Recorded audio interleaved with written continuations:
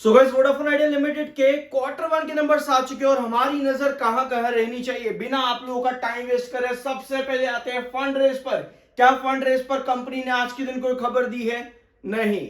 लेकिन कंपनी ने अभी रिसेंटली जो रिपोर्ट्स आई है इस वीक के अंदर नवंबर में company most probably fund raise पर डिसीजन ले सकते हैं, लेकिन यह समय बहुत लंबा है, खिंचता चला जा रहा है, क्योंकि आखिरी बार जून और मई के टाइम के बीच में कंपनी ने फंड रेज की बात करी तो तब से लेकर के कोई खबर नहीं है।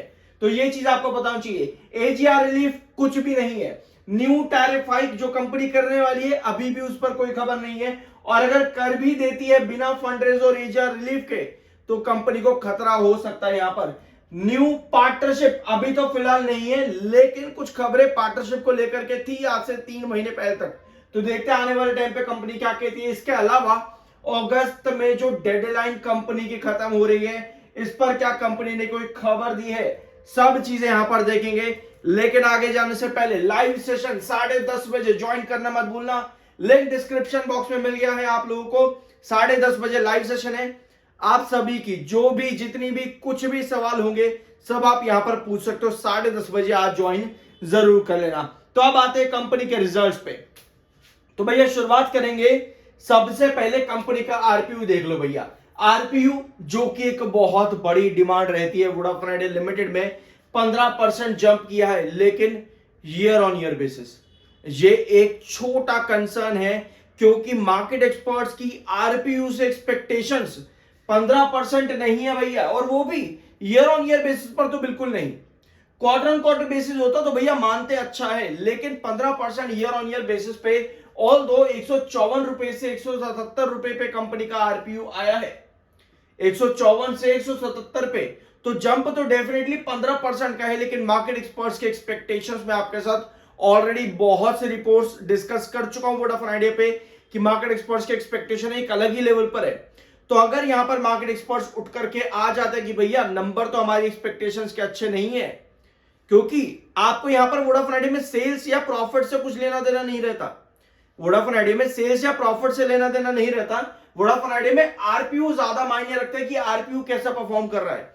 और अगर मार्केट एक्सपर्ट्स यहां पर अपनी एक्सपेक्टेशंस उठा करके लेके आ गए इस नंबर के बाद में, इस आरपीयू के बाद में, कि भैया हमारी एक्सपेक्टेशन से तो बहुत कम है, तो यहां दिक्कत बढ़ जाएगी वोडाफोन आइडिया लिमिटेड के लिए। ऑल दो जंप है ये एक अच्छी बात है, बट फिर वही बात है यार, मार्केट एक्सपर्ट्स क्या कहते हैं चीजें उन पर डिपेंड करती है। मैं कोई नेगेटिविटी नहीं फैला रहा, पहले मैं बता दूं जो भैया चीजें चलती हैं वोडाफोन आइडिया जिस तरीके से काम करते हैं मैं आपको वही बता रहा हूं।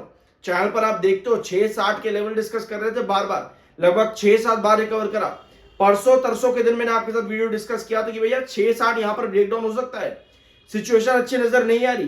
3 पॉइंट मैंने आपके साथ डिस्कस करते, एजीआर, फंड रेस और साथ में बैंक गारंटी, कुछ नहीं मिला तो 6-7 टूट जाएगा, और टूट भी गया कल भी आज भी। तो ये कंडीशन अब यहां पर वोडाफोन आइडिया लिमिटेड के अंदर है।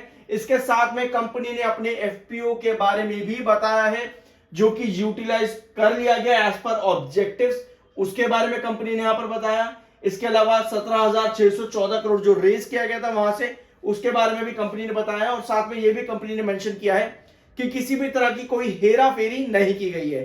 तो ये चीजें कंपनी ने अपने पहले एफपीओ के बारे में बताई है।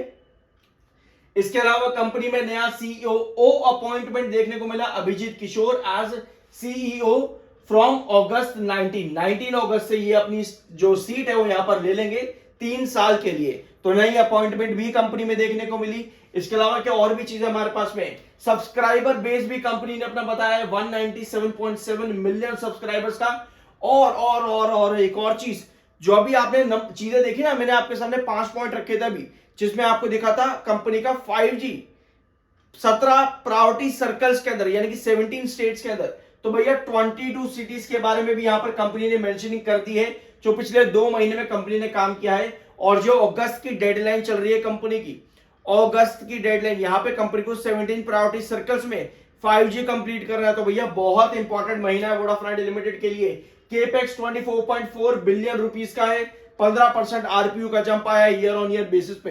तो ये सब चीजें कंपनी ने आज के दिन अपडेट कर दी है। अब आते हैं भैया नंबर्स पे।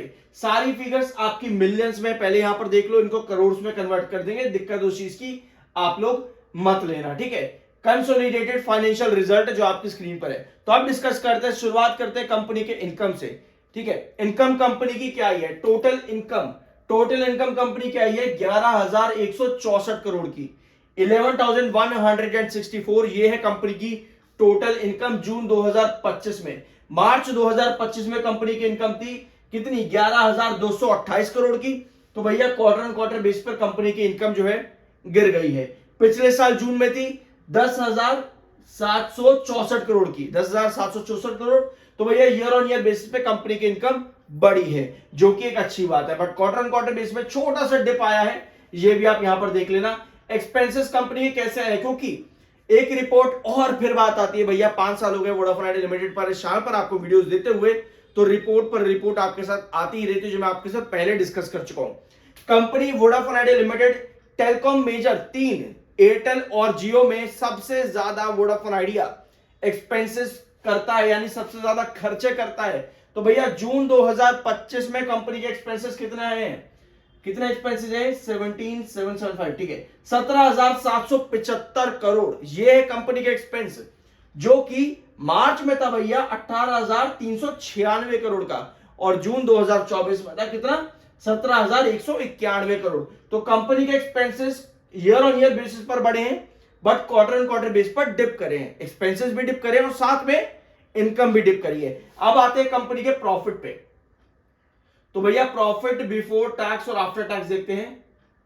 ठीक है, तो ये है आपका profit before tax. Of course company profits में नहीं आती, इसलिए मैंने वीडियो की शुरुआत में आपको बताया कि आरपीयू पर वोडाफोन आइडिया डिपेंड करता है, आरपीयू पर वोडाफोन आइडिया खड़ा होता है, सब्सक्राइबर बेस पर वोडाफोन आइडिया खड़ा होता है।